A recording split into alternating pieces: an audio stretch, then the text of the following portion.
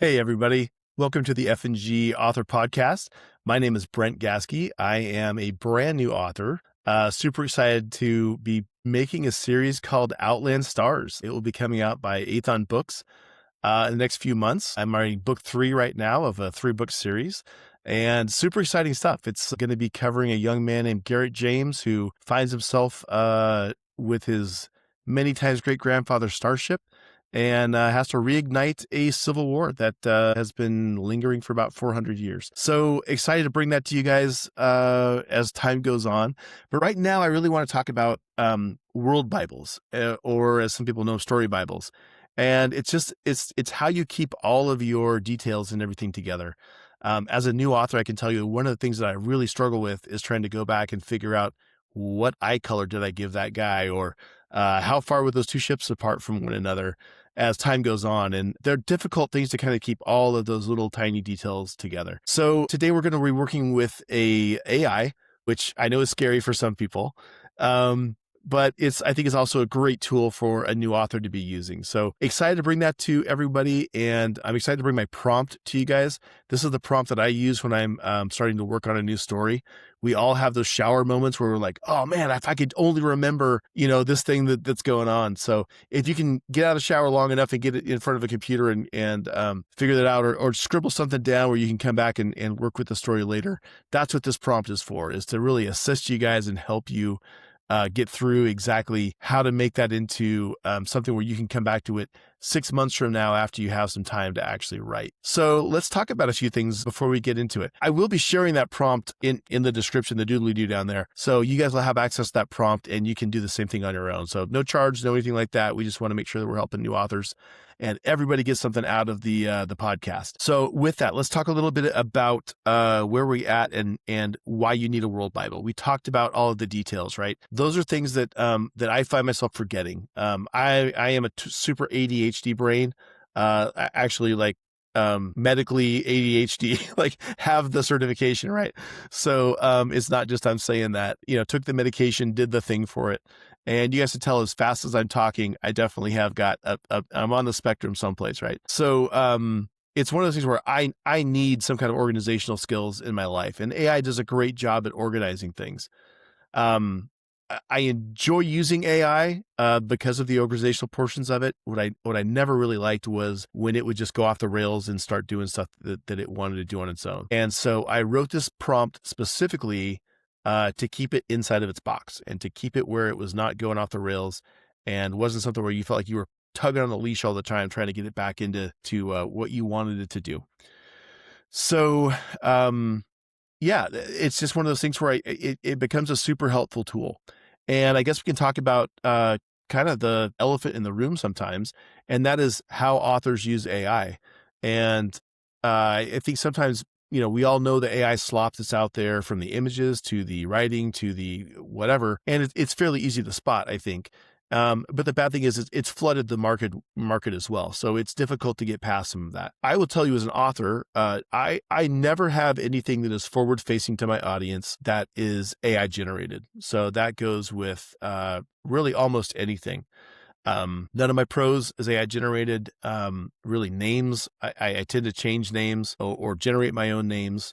The little stuff that I use AI for is really to kind of help me organize all my stuff in the background. And I think that that's a good use of AI. I think it's important for us to realize what we're bad at and find somebody to assist us with that, right?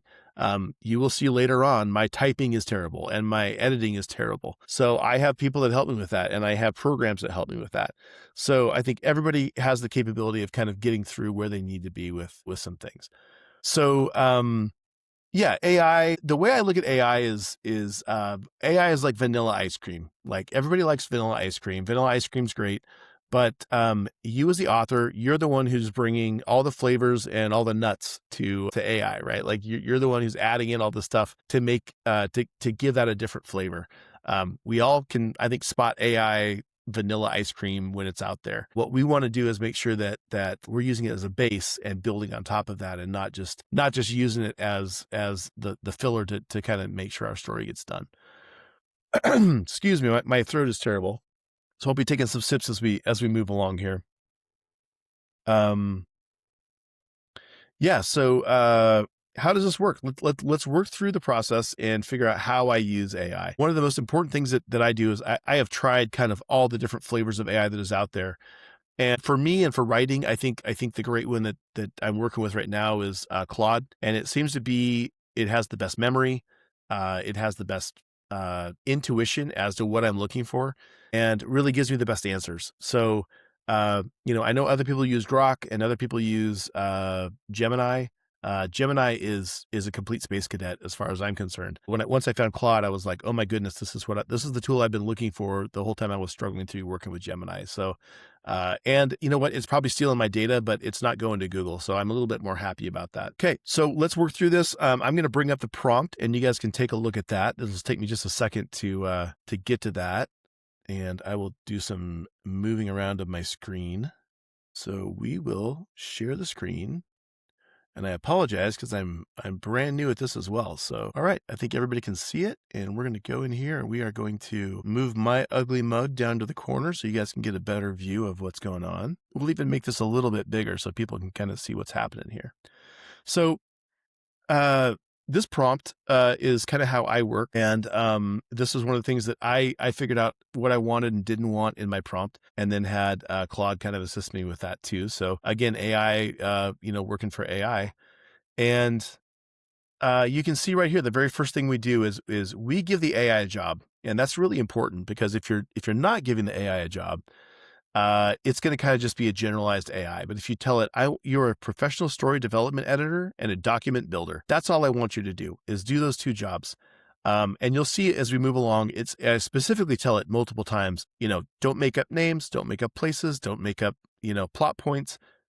I'm the one who's going to do that. You're the one who's going to organize this and put it all into a decent document for me. So here's your role and mine. This goes into very close detail on what you're going to do and what I'm going to do. If I give a vague answer, ask me more specific before proceeding, right? So Claude is good at that, and it does a pretty good job. The skip protocol. If there's things you don't know, there's just things that you don't know at the moment, you can skip them, and it will note it and leave it as something that's either blocking from going forward or something that it will come back to and pick up later.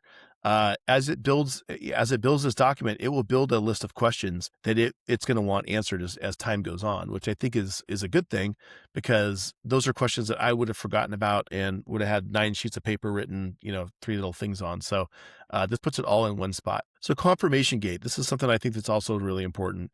I wanted to summarize everything that we've been talking about before it puts it in my document. So it's going to give me a 1 or 2 sentence that says, hey, this is what we talked about. Am I getting this right? And does this make sense before I go and put it in?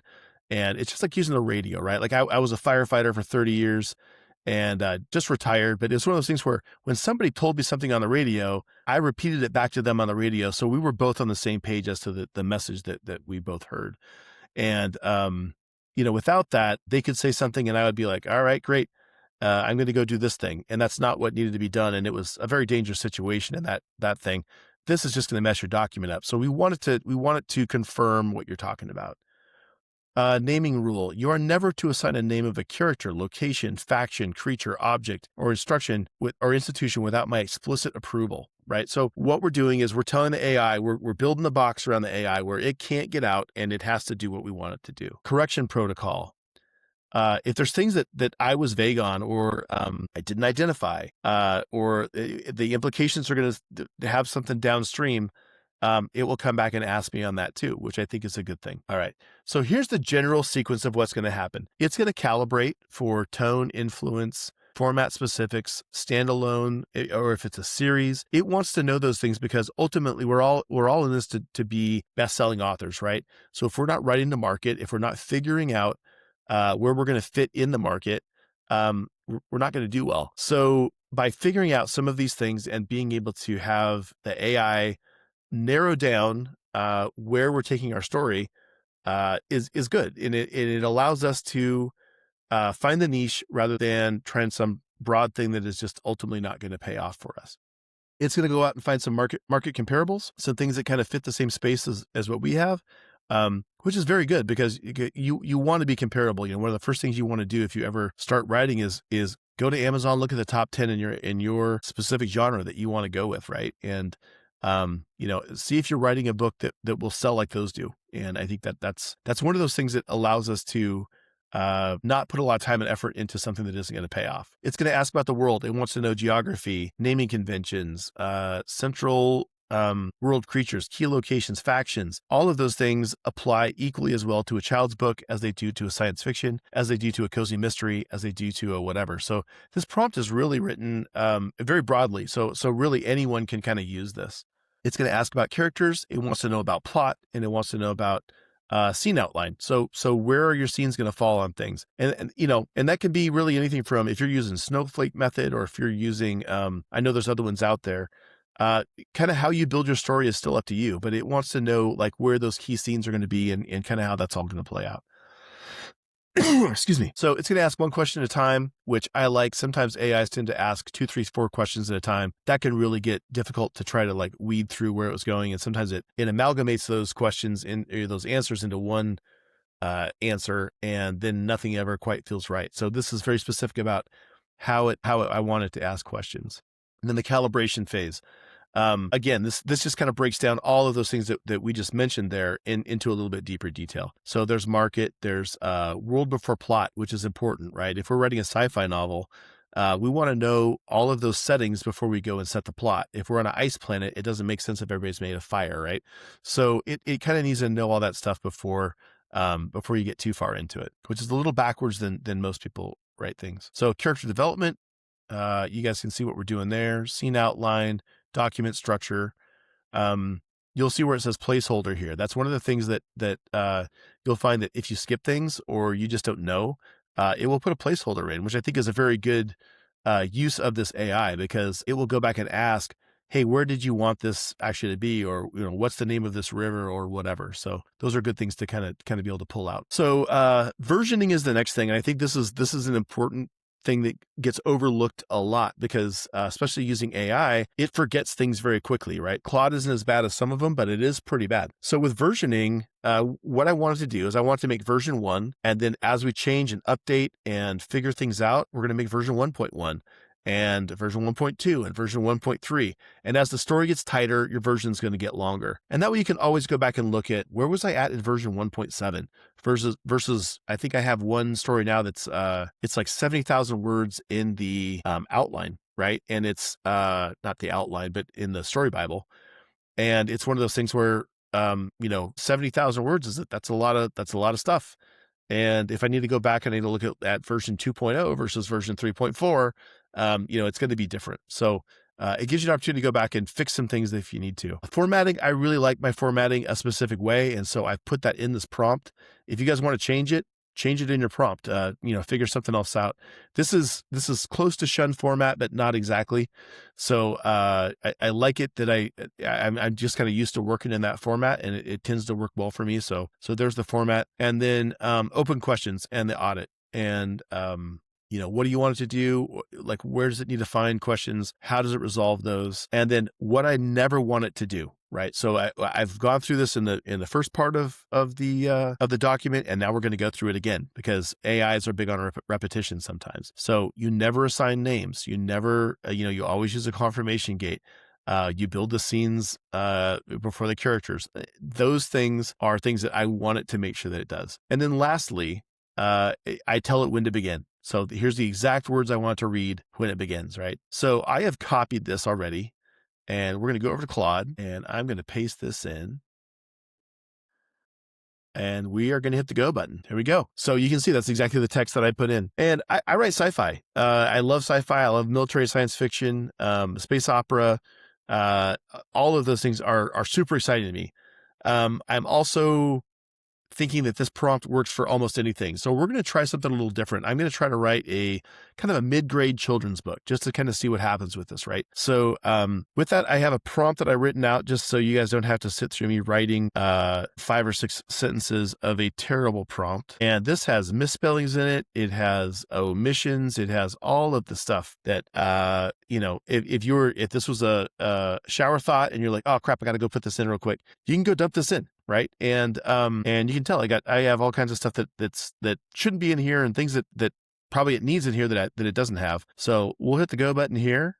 and we will see what Claude comes back with. Now, I specifically didn't tell it that I wanted middle grade, right? That is in my head and it's not on the page there. So it should come back and ask me like, hey, what is, like what genre are you looking at? What is what's the intended audience for this? And so as it goes along those things, so it says, this reads as a middle grade to young adult animal fiction with a historical setting. Think Bambi meets Rascal, which I think is pretty close, right? In the Oregon High Desert, the protagonists are animals with apparent agency and moral purpose, exactly what I was looking for. Antagonist pressure is environmental, human ignorance driven rather than villainous or emotional core. So that's really what I was looking for. I wanted something that was environment driven, not necessarily character driven, right? So or the antagonist anyway. So here's what it wants to know before we get going. What is the genre and subgenre, middle grade, animal adventure, book, young adult, or something else? And I'm going to go middle grade. I'm going to go 10 to 12-year-olds is what I'm looking for, not 110. Holy guacamole. Although they might like this as well. And then key influences. Let's go with, and you can see how I'm just formatting this. I'm just kind of like, I go down a couple lines and I'm going to go Little House on the Prairie. I don't know much about anything else besides Little House on the Prairie as far as this goes. So this is a good influence for me. And number 3 is going to be standalone or series. I'm going to say standalone with option for series. Okay, Claude's going to think for a moment. Claude is not the fastest AI out there, which I'm okay with if it's putting out good content. This is Sonnet 4.6, it looks like, which is their latest version. I do pay for Claude. So these are one of those things that you kind of have to make the decision, like, is it worth it to you or not? Claude is pretty generous with the amount of hours and tokens that it gives for the free account. So there's something there. Okay, so it says good. Here's where this sits in the current market before we go any further. And so market assessment compares with Old Yellow, Red Fern Grows, Little House series itself, historical frontier setting, animal-centered emotional stakes. So I like all those. I like all those comparables. I'm sure Old Yeller and Red Fern Grows still sells hundreds of thousands of copies every year, right? They're timeless classics, and I think that fits with what we want to do. Genuine white space is the Wolverine. Every animal protagonist is traditional dog, horse, or occasionally raccoon. Wolverines are almost entirely absent from children's literature. So, hey, maybe we teach a few kids about Wolverines in here. I think that's super cool. Not all Wolverines are 6-foot-tall men with claws that shoot out of their hands. So, maybe somebody learned something out of this one too. So fierce, solitary, all of those things. Eastern Oregon High Desert is also very underused. That's because nobody lives there. I think I live in Oregon, and there's 11 people that live in the southeastern corner of the state. It's very, very isolated. I love it out there. I love spending time out there. But it is one of the you can go 2-3 hours of driving without seeing another human, which is okay by me. Main commercial caution: Wolverines are tough animal reputation, could work against 10 or 12-year-old audience. I'm okay with that. I think that that's pretty cool. I think we need to make our kids a little tougher than they normally are today. First world building question: what season does your story open in? Specific landscape. Jack and Samantha call home. I'm going to go with fall, and I'm going to go with, so what it's looking for is like rim rock, sage flats, all of that. I'm going to say fall, and I'm going to say set this around Silver Lake, Oregon, Silver Lake, Oregon. And I'm going to say near where the Cowboy Dinner Tree is located. If you guys have never been to the Cowboy Dinner Tree, it is a little tiny line shack that they sell steaks that are about the size of my head. You need to make reservations a few months in advance. It is one of the coolest things you will ever do. So it's literally an old line shack that they turned into kind of a restaurant, and you got to drive for about, I think it's probably 30 minutes outside of Silver Lake, Oregon, which is in the middle of nowhere. Get out there, and it's just super cool. So that's my my food recommendation for today is hit the Cowboy Dinner Tree. That's a super cool place. All right, we're gonna let this work here.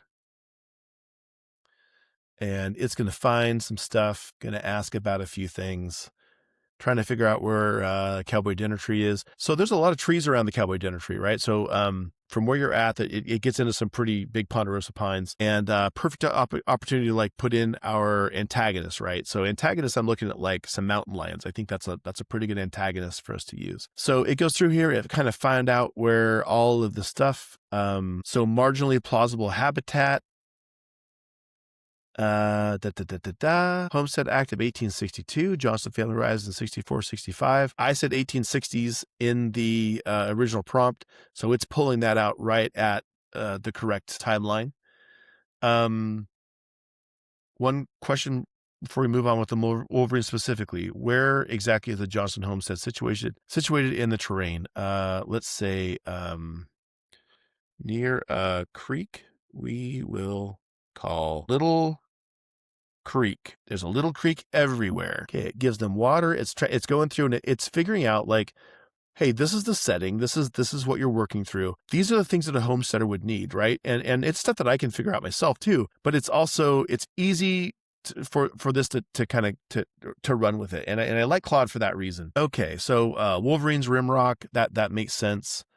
So it's going to ask one more world building question. What time of year does the Johnson family arrive at Little Creek? Do they reach Homestead in the fall setting, meaning they racing to get? Yes. So we want them to reach it in the fall, right? We want this to be time sensitive. They're under a crunch. If we set it in the middle of summer, they've got some time, but we want this to be kind of a, so let's go early fall. Let's say September 10th. And that is still at the very tail end of summer. We'll go September 20th. And that part of Oregon in that time of year is blistering hot during the day and then cools off to, can get to probably down below zero at night. So you could pretty easily have a 100-degree temperature swing. Okay, so it is, it's getting all the weather stuff right. Coyotes running loose in packs, mountain lions hunting. First character question, and it appears, what is the relationship between Jack and Samantha? They are siblings. They are young Wolverines. And that kind of makes sense. I mean, Wolverines are pretty lonely creatures. Is that the word I'm looking for? They don't like each other so much. So maybe with them being young, that would kind of make them work, right? So let's say Samantha is older. And you know what? Rather than writing Samantha, I'm going to change this to Sam because I want to see what Claude is going to do with that. So I'm going to say Samantha's older and more cautious, and Jack is younger and more aggressive. So I have kind of told Claude, like, look, I don't want a lot of smoke blowing up my keister on this. So, keep that to a minimum. So it typically just gives me like the one line here. Sometimes AIs will be like, they'll just fawn over you and give you like 3 or 4 paragraphs of how great you're doing. I don't want any of that. So in my orders to Claude in my own thing, I told it, knock that off. I don't want any more of that. So it still tries to do it every once in a while, but yeah. So let me see here. So it's basically going on about all this. So down here at the bottom, it says, Jack and Smith have an internal voice. Readership hears directly. And I'm going to say, yes, they have human qualities and talk to the other animals. And you can tell I spelled have wrong. I got a new keyboard and I am still learning to retype on this dumb thing. Okay, so it kind of knows, yeah, Charlotte's Web, Wind in the Willows. Those are the things we're looking for, right? Redwall. Yeah, we want to fall in that general area, right? So I think that's a good thing. So it's asking me about like what can humans perceive? I'm going to say humans cannot hear what the animals are saying, just as a matter of course. I might change that later, but I think it lends itself to a better story. And I'm going to say all animals speak the same language. We'll make it like the Lion King, right? Everybody can talk to each other. We're learning together here, folks. This is all new to me too. This might end up being a halfway decent, kids book. We'll see how it turns out. Okay, and we're going to say it's asking about antagonists now, right? Which is an important part of the book. So we're going to say is a mother mountain lion named I'll capitalize that. She has 2 yearling cubs named Saber and Tooth. Man, am I original. Okay, so Claude's going to work through this a little bit. We're gonna try to figure out where Claude is wanting to go with this, right? So it's asking us questions. It's working through its process, and we're really down to a point where it is kind of coming up with some of the final things that it needs for world building, and then it will ultimately start asking us some story questions as well. Okay, so Saber and Tooth are yearlings old enough to attempt to hunt, but not reliably. Before we move on, plot architecture. One question about Claude specifically: does she have prior claim to Little Creek, meaning she hunts the drainage before the Johnsons arrive? And I'm going to say yes. This was her territory. Now, see, I didn't even spell territory right. T-E-T-T, territory, but it got it. It figured it out, which thank the Lord, because I am not good with this. This new keyboard it's awesome. It's super fun to type on, but my fingers in it have not got to be super good friends yet. So okay. So now it's going through it saying, before we move on, the Johnson family, prior relationship between Claude and Jack and Sam.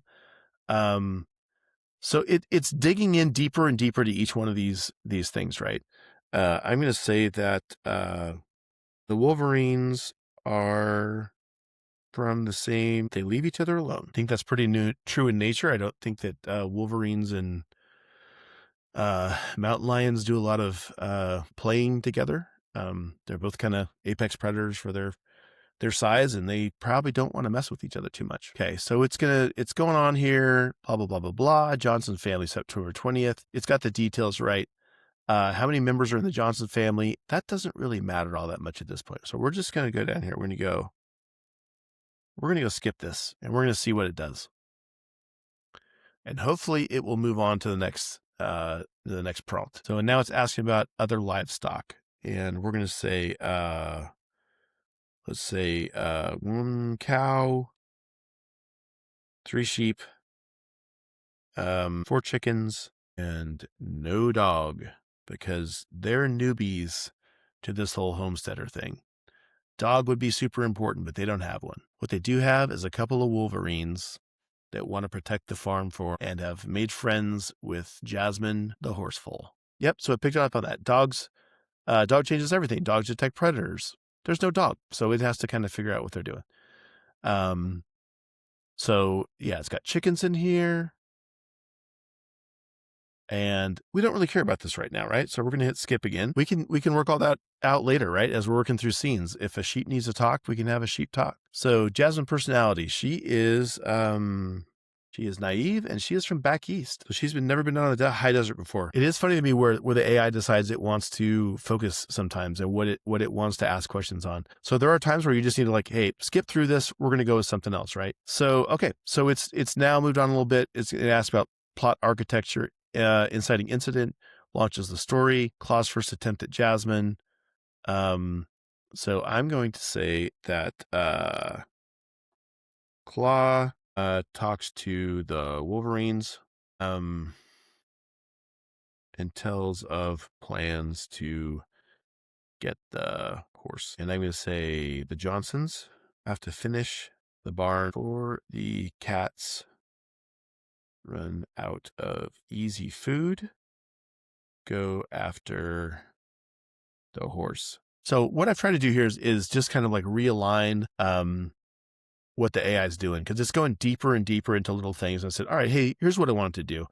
I want to drive the story forward in that, the barn will protect the horses. And without the barn, there's no possibility of protecting the horses other than the Wolverines. So at some point, I want the AI to reorient on that and go, okay, we know enough about this. I'm going to now ask questions about this other thing over here. We're going to start talking about plot and theme and those kind of things. So yeah, once again, it's telling me how great I am. And then Claude's not sneaking around. She's announcing her intentions, telling everybody that she'll be back on Little Creek. This adds a ticking clock, which is exactly what I wanted to do. Once the squirrels and rabbits and mule deer start moving out for the winter, things are going to get sparse. And so she sees Jasmine as a big old tasty smorgasbord that her and her cats are going to eat. So Jack and Sam cannot tell the Johnsons what is coming. They have to influence human behavior without human language, which is really kind of where I wanted to go with that, right? That makes sense. We have to somehow communicate to these humans that like you are under threat and these things are going to happen. So race is now triangulated. How does Jack respond to Claw's warning? So it's just going to keep going and keep asking me these questions, right? Which is not a bad thing. And I want it to know these things. So the more time I have, the more in depth I want to get. It starts filling in all of the details of your story, which I like these prompts because it forces me to think about things that I maybe wouldn't think about immediately or in the correct order, and work through the process of A before B before C. Because sometimes I am like D to F to A to B to I'm all over the place. And this is really a good systematic way of kind of working through that. So how does he respond? He says, I don't know what Jack would say. Jack would say, leave the foal alone.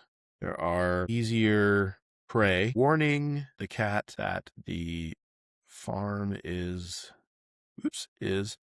under, holy cow, the protection of the Wolverines. So maybe the Wolverines and the humans have kind of like come to an agreement, and the humans don't mind them around so much. They haven't killed any chickens, they haven't got into anything, and they've kind of driven off some of the other predators. So let's see here. Moral conviction, sense of responsibility. I don't know yet, so I'm going to hit skip. So that's a pretty integral part of the story, right? So at some point it's going to say, hey, I really have to have this before I can go on and do a whole lot else. But it also will just put that as maybe a blocking question or an open question, and we will come back to and work on that later, right? So does the story have a crisis point? And I'm going to say yes. So the horses are in the partially finished barn when the cats attack. That locks us into having smaller space. The horses just can't run off. They're tied into this barn they can't get out of, but yet the cats can still get in. So do Jack and Sam defeat a Claw through a final point alone? So it's asking me, where do I go after this? Where do I go after this fight? And I'm going to say, Claw decides to find a new territory because humans have taken this area. And I think that lends itself to a couple of things, right? I mean, at some point, as humans do move in, animals move out, right? So it's one of those things where that's the reality of the way that it works, for good or for bad. So Claw has an opportunity to kind of go somewhere else, and we're also not murdering 3 cats in a children's book. So gives us a little bit of an opportunity to kind of move along here. So it's asking about, are Jack and Sam already in their territory? And say yes. And move on to the next area, I think. So we're going to hit skip on that. And I'd really like to get to a finished product so we can all get a good look at kind of where we go on this. So is there a specific moment where mid-story where Jack and Sam relationship is tested? A point where Jack's aggression, and I'm just going to say skip on this as well. I don't know that there needs to be a lot of friction between Jack and Sam, but those kind of things can always be added in later. I like the fact that it's looking for that, and I think that's good, but it's asking me, like, are any of these necessary things that have to be put in here before we can build a document? And I'm going to say no. I'm going to say build the document. So it's going to think through things. Because I asked for Microsoft Word, it's going to load its Word tools in. So again, this is confirming everything that I want as far as all the stuff, as far as formatting and everything else. And I'm going to say, yes, I want you to proceed. So we can have this done in Markdown. We can have this done in PDF. There's a lot of different options. I like Word because it's easy to work in Word. If you do it in PDF, then you have to like fiddle around with copy and paste and everything else to put it in the program you want. I love Markdown. Markdown's an exceptional program, or exceptional way to write. Obsidian, some of those programs do a great job of giving you access to mind maps and things like that, which are invaluable. I found that Notebook LLM does a great job of that too, if you're looking for those kind of specific tools. But it's those kind of things that I love the options that AI gives you to output. What am I trying to say? to get something out of it, right? So if I can get a Word document that's done, I can take that, I can put it in my folder, and I can say 6 months from now, I'm going to work on this. I'm going to go through and, I'm done with my current series and I really want to write a children's book for my grandchildren or whatever. And here's my opportunity to do that. And I can pull out this detailed, 10, 12 page document that has all of the things that I want in it. And I can remember all of the things that I had 6 months ago versus trying to, for me, trying to locate, well, where's that tablet that I had that I put something into that, hopefully it's around here, or where's that document that I had that had some details here. And then in my OneNote, I had some other details. So this gives me an option to kind of have everything in one place. It's all kind of bound together in one great document that goes through, and it has questions that I'm missing, right? So if there's things that I didn't fill in, I can go back at that time, reload the document into Claude with my prompt and say, hey, let's fill in the rest of these things that need to be filled in. And it can go through and it can go, all right, here's the questions that you didn't have done. Here's what I know about this story. And I can spend another hour working on it, right? So it really depends on how much time you want to spend on it. Like I said, I have one story that I think I'm up to version 3.4, and it's those kind of things that I'm like, I think it's 70,000 words, right? And it has all the different worlds and the different characters and the different factions and all of those things are in that, and it's ready to be written. And it's stuff that I don't have to work out, 6 months from now when I'm ready to write it. I don't have to look at this lit RPG and go, well, what did I think of for the magic system, or how did I relate this, and where did this come from? So I love the fact that I have offloaded all of that stuff out of my brain and stuck it into a document someplace, and it now works. Because if you know what ADHD feels like, for me, it feels like I'm trying to watch 20 televisions at one time, right? So I got 20 TVs on, and I'm trying to watch them all.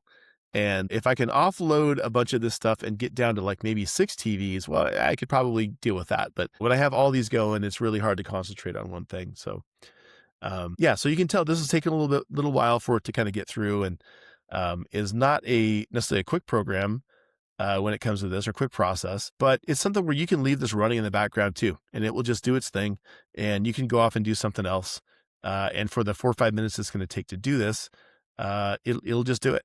And I think we're just about there. We're getting mighty close. Sorry, I got multiple monitors going, so if I'm not staring at the screen, I got 3 other monitors I'm trying to work through. Okay, so we'll do a quick open in Word, and I'm not sure which screen this will open in, but I'll pull it up to our screen. There we go. So Jack and Sam, Guardians of Little Creek. So it threw a title in there. I don't care about that. Whatever. I didn't give it a title, so it went through. But here's the series overview. Here's the world building framework. So it talks about seasonal clock because they arrive so late in the season. Here's the historical context, Johnson Homestead. All this is in there, right? And this is all stuff that we came up with. This was not necessarily things that AI came up with, but things that we worked through, which I think is good. And we use this as a writing partner, right? So we were able to kind of pull some things out, and it was able to add in some details that maybe we didn't have or didn't know about, the Outback Oregon in 1862. So it was good to kind of figure that out on its own, and we were able to pull things from that after it had done it. So context and archetype, we've got Jack, we've got some physical description stuff, motivations, right? Jasmine. Here's your relationship dynamic stuff. And you can see some of this is not filled in, right? We've worked our way around it, and we can go back in and fill this in later. But rising action, climax, resolution, there's our theme. Here's our factions. That's just a placeholder. Again, placeholders for the Johnson family, the livestock. And here's all of our open questions, the ones that we need to answer before we can kind of move forward with this. So scene outlines, document history, everything's here. We're 11 pages in, right? Let me see, just over 3,600 words. So if I was to try to knock something like that out on my own, I would be here for days, and probably wouldn't have as good a quality thing as what you're looking at. So I will drop this prompt in the show notes, and if you guys want to use it, feel free. I would love to see people build some beautiful stories with this. And again, we're a brand new channel. We're really trying to start to figure out where our niche is. Myself and my two co-hosts are all science fiction authors, all published through Athon. And, we love sci-fi, we love space opera, really all that kind of stuff is kind of that's our jam. And, but that doesn't mean that we don't want to kind of talk to everybody, because at some point story, and we're all trying to figure it out together. So with us being new authors, that's really what we want to do with this channel is invite people along to learn with us as we go. And I can tell you, I was where, if you haven't published yet and you have no idea what you're doing, I was where you're at 6 months ago. And so, things are working out well for the three of us, and we're really liking where we're at, but it's also, we're very new, and we're really learning a lot. So, you're welcome to come along on the journey. We would love to have you as part of our group. And we got Discord as well. So just love having people be involved and learning from one another. That's what it's all about. So anyway, thank you guys. Much appreciated. Hope everybody has a great day, and I hope you got something out of this. Thanks.